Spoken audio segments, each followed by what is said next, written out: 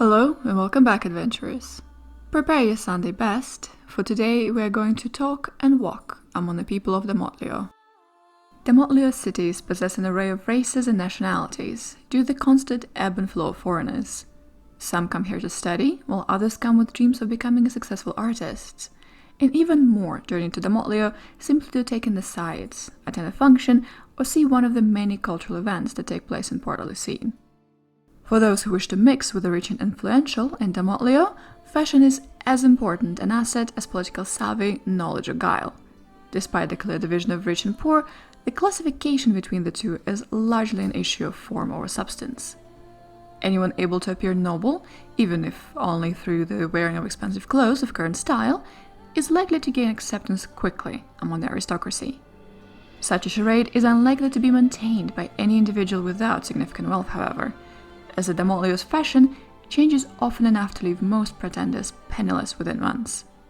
For important social functions, it is considered appropriate for both sexes to wear white, curled wigs. These expensive items are somewhat of a status symbol, and thus change frequently in line with the current fashion.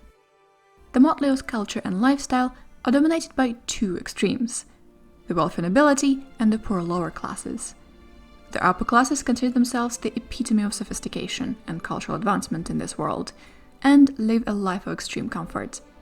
Wealthy aristocratic families make up the bulk of the nobility and own major businesses that operate within Port-a-Lucine.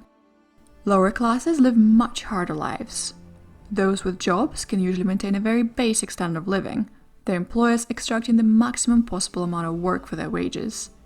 Ever since the deposing of Lord Governor Fauclain in 707 Barovian calendar, the nobility has funded the provision of basic food and housing for those without work.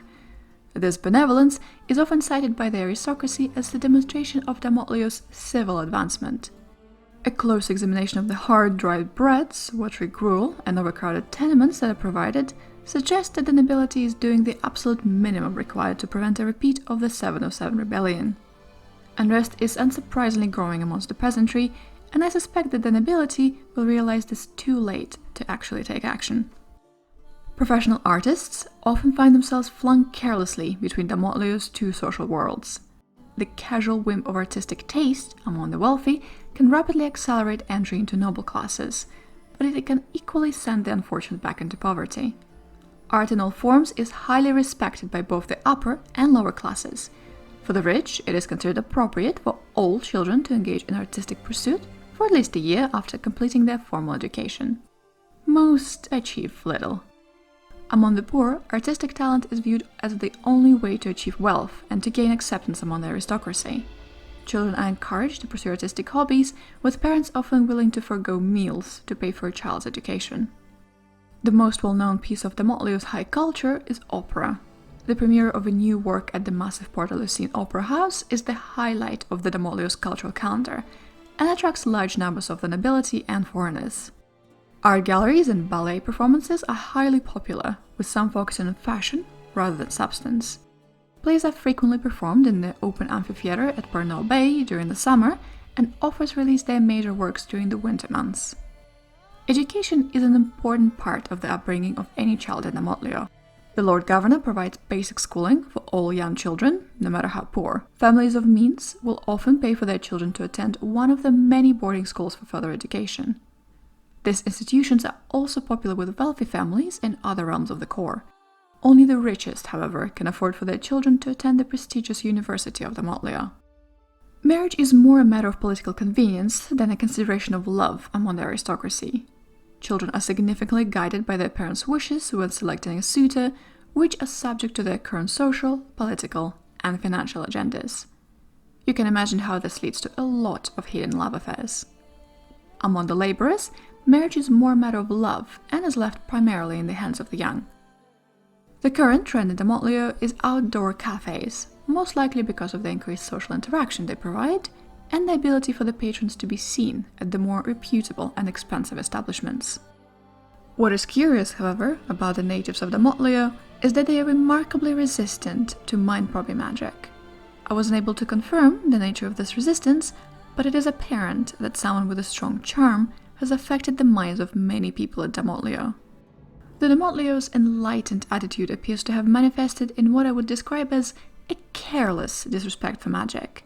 It is genuinely dismissed as an eccentric interest of little value to modern culture. The healing aspects of the divine magic are more readily accepted, with other more vulgar divine magic rarely seen. Magic is the most apparent in common street entertainment. Performances of legerdemain or deception are generally not regarded as true artistic pursuits here, but nevertheless a strong tradition persists on the streets. These entertainers are part of a guild known as the Society of Legerdemain. All manner of entertainers insist on adopting silly monikers and using real magic for crowds' amusement. One small pocket of respectable magical study exists in the University of Dementlieu. It has also managed to establish a sizable collection of magical treasures in a Guignol museum. At the university, arcane magic is studied in depth, but usually follows esoteric lines, seemingly failing to consider magic as a source of significant power. Like so many aspects of Dementlieu's life, the politics of this realm appear to have two facets. On the surface, Dementlieu's government would appear extremely successful. The current Lord Governor has held power for almost 30 years, and from many accounts has received strong support for the entire duration of his rule. Beneath the facade, the actual plotting among the noble families seem to drive the majority of the actual political process. Worse still, there are rumors of the underground crime lord who acts in opposition to the Lord Governor and the Council of Brilliance. This individual is apparently known only by the name of the Brain, and has eluded the government of Dementlieu for decades.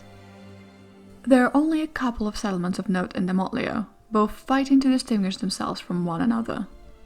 Chateau Faux literally means false castle, which is interesting only in that I was unable to discern a castle anywhere in the surroundings of this town. Instead, the main feature of the town is the Boulevard Jardin, named for the captain that led the Dementlieu's forces against Falkovnia in 707 Barovian calendar. The boulevard is lined with large pine trees for the entire distance, hiding the network of maze-like streets that extend to the sides. The mayor's offices in the center of town are fronted by a row of marble pillars, hiding busts of Dementlieu's previous Lord Governors. I found the students of science see themselves as woefully underappreciated among the artistic successes of the capital. Thus, they move to Chateau Faux, where they can practice their craft away from the nobility. Ironically, this situation creates a significant aristocratic interest in the wares of Chateau Faux, generally considerable numbers of visitors seeking to buy furniture or other goods. This concentration of craftsmanship and science has resulted in many of the newest developments in the core arising in here. Miniature clockworks, allowing the development of the current fashion of pocket watches, were researched here, and the continuing developments around movable type printing press generate impressive new printed materials. The most curious story around this area, however, surrounds an occurrence just over 15 years ago, when an apparent bout of insanity overcame the entire town. These events appear to bear some connection to the mayor at the time, but the problems resolved themselves upon his death. Now, Chateau Faux possesses a mental hospital to both help this affected and find the cause of this ailment. Port-a-Lucine as a whole looks to be of great age, but many of the individual structures exude modernity. Built on the side of gentle hill that slopes down to the edge of Parnell Bay, Port-a-Lucine is walled. In the center, at the highest point in the city, stands Saint Mere de l'Armes, cathedral devoted to Ezra, around which a number of distinct districts are arranged. To the northeast lie the Merchants' Quarter, which houses many of the places of businesses, and the Salacious Port District. By day, the docks are an extraordinarily busy area, bustling with carts, while at night it becomes almost deserted. The road that runs alongside the bay is known as the Widow's Walk. Some say this is because of the number of murders that occur in the area. To the southeast, the squalid Workers' Quarter is a mess of ramshackle, multi-story wooden buildings packed with multitudes of the poor. The magnanimous Dementlieu's belief that they provide for the poor would be sorely tested if any of the wealthy from the noble quarter ever had to visit or live in this area. The most impressive area of the city is the Government Quarter, which surrounds the wide Street of the Sun, leading from the cathedral to the Palace de Leon in front of the Yuling Palace by the bay. True ownership of these elaborate buildings always lies with the Lord Governor, but it can be granted to the members of nobility. The most impressive of these buildings is the Grand National Opera. It is evident that no expense was spared. At the entrance, the visitors are presented with a gold leaf statue presenting one of the arts: singing, music, dance, and drama. Within, the theatre is adorned in red velvet and marble statues, with a crystal chandelier larger than most carriages. A plethora of superstitions and rumors exist about the opera house. Some say that the building has been haunted since the day it was constructed, while others insist on the existence of the network of underground catacombs under the opera house. It does not stop the nobility from attending the opera in droves. Not half a mile from the city, the University of Dementlieu sprawls haphazardly along the shore of Pernod Bay. The well-respected seat of learning attracts a student from all over the core. Faculties of the arcane science, history, medicine and more find funding in the expensive fees levied against the students and from the limited philanthropy of the nobility. Thank you so much for your time, patient listeners. Dementlieu is a beautiful domain if you want to take a vacation from all the adventuring.